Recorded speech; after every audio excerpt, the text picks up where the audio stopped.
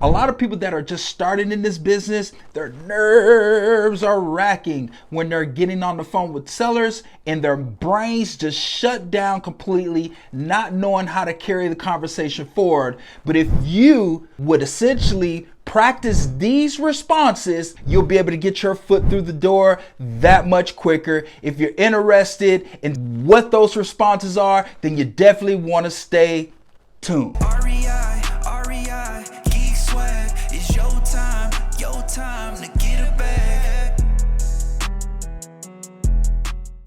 I've come to find out in most cases, most people usually shiver up and are really not sure what they should be saying once the seller gives them one of 6 responses that are commonly given by sellers when you are inquiring about purchasing their home.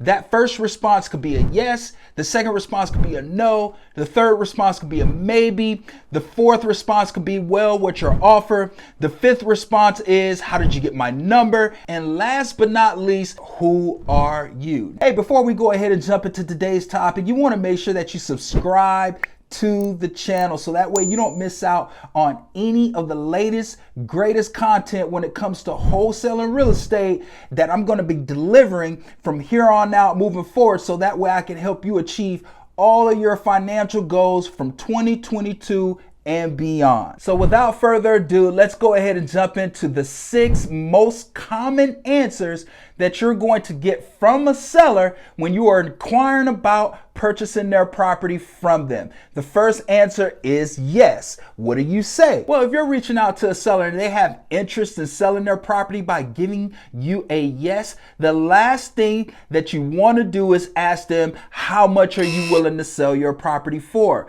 Please understand, if price is the first thing that you mention when you come in contact with the seller, the likelihood chances of you getting that deal is probably slim to none. This is how you should be responding to your own inquiry when they tell you yes, they have an interest in selling. Well, that's great. If you don't mind, my name is TJ Hines. I'm with Swift Home Solutions, and what I want to do is just take the next couple of minutes to ask you a few questions about the home so that way we can determine a fair market value offer. Do you have the next 5 to 7 minutes to spend with me to do so?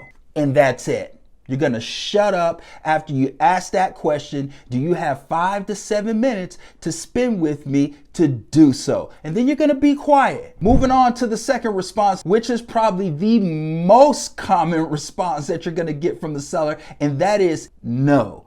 How do you handle that? Now, one thing that I've come to learn and figure out in this game, we can't force a seller's hand to make them want to sell their property now or even any time in the near future. And so this is sales 101. You need to have a follow-up question after they give you that first no. Are you considering selling sometime in the near future?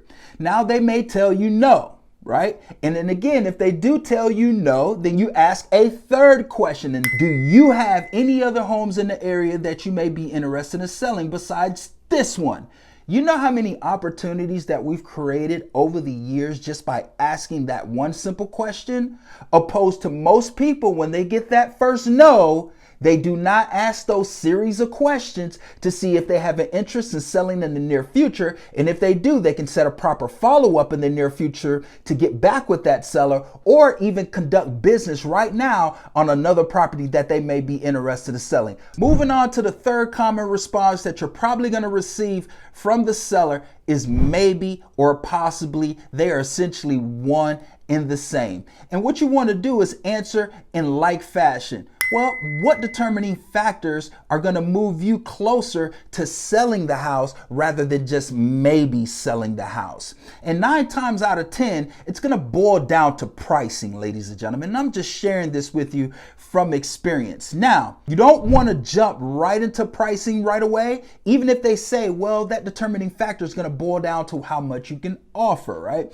And then at that time, you're going to ask, well, I totally understand, and I appreciate you for sharing that with me. If it's okay with you, what I love to do is spend the next 5 to 7 minutes asking you some specific questions about the overall and underlying condition of the property, so that way we can give you a fair market value offer. Is that okay with you? Zip it. shut your mouth, do not talk, and let them give the answer from there. If they do have serious interest in selling now or in the near future, then you definitely want to go ahead and make sure that you're getting all the proper information to follow up with that client in the near future. Moving on to the fourth common response that you're going to get from a seller is what you're offering. If I know like I know best, then you definitely want to refrain from giving them an offer even though they ask you for one.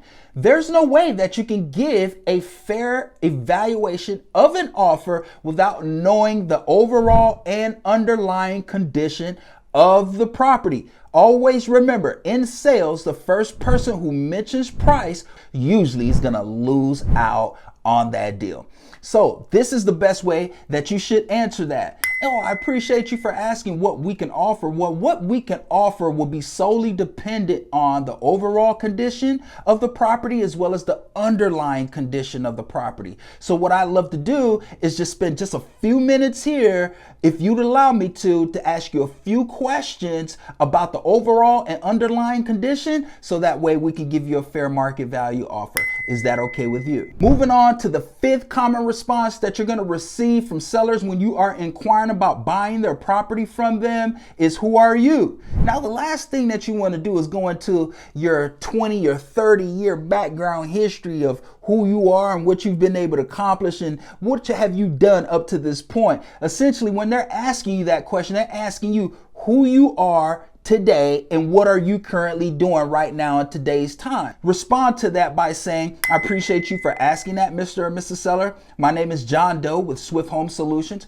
We're local real estate investors that have been buying homes directly from quality homeowners such as yourself for the past 5 years full time. And what we love to do is see if there's any opportunity for us to do some business together.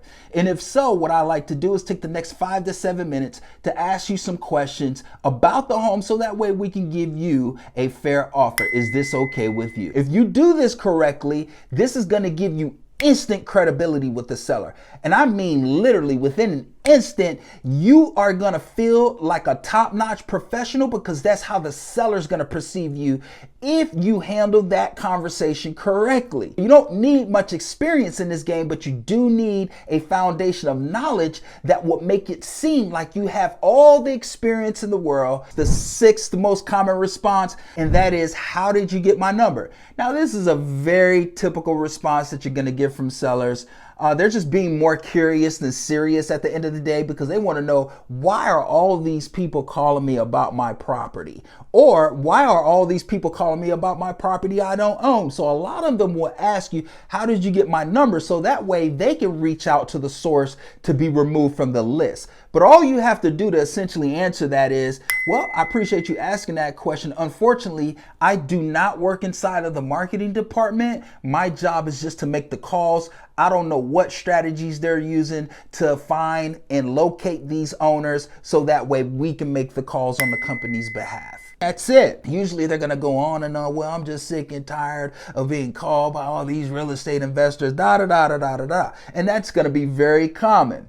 Hey, listen, guys, if you got a boatload of value today and you feel like you're going to be able to use what I've shared with you to implement in your business to give you the confidence you need to get over the hurdle of speaking with sellers, go ahead and like the video. Make sure that you comment on the video too as well, because it helps me curate the best content so that way I can help you achieve all of your goals in 2022 and beyond moving forward. This is your boy TJ Hines at REI Geek Swag on Instagram, right here on YouTube, REI Geek Swag University. And oh, I can't forget, remember, make sure that you subscribe to the channel because it does a lot for us, especially if you feel like this is adding value to you. This does a lot for us to stay high in the algorithms so this content can get out to many more people, and we would appreciate it if you could do that. On another note, we're going to see you on the flip side. Until then, peace. REI, Geek Swag, it's your time to